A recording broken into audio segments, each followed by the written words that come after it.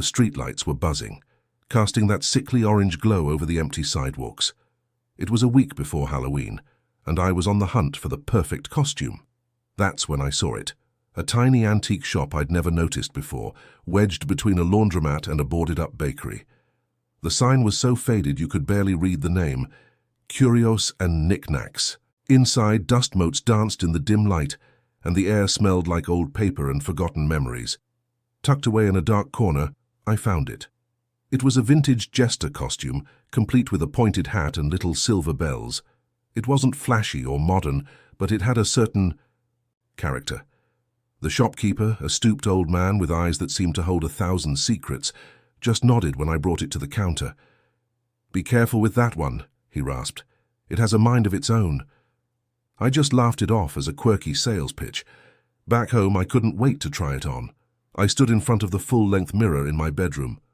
The costume fit perfectly, almost too perfectly, as if it were made for me. I did a little twirl, the bells on the hat jingling softly. But when I looked up at my reflection, my smile froze. The person in the mirror wasn't just me. It was me, but with a wider, more unsettling grin plastered across its face. Its eyes, they weren't my eyes. They were darker, colder, and they were staring right through me. I blinked, and the reflection blinked back, the manic grin never faltering. My heart hammered against my ribs. I chalked it up to the late hour and my overactive imagination. I quickly took the costume off, folded it neatly, and tried to forget the chilling image. The next morning I woke up feeling groggy.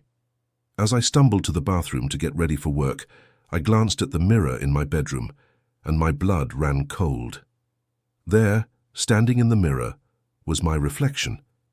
It was still there, even though I was standing several feet away in my pajamas. It was wearing the Jester costume.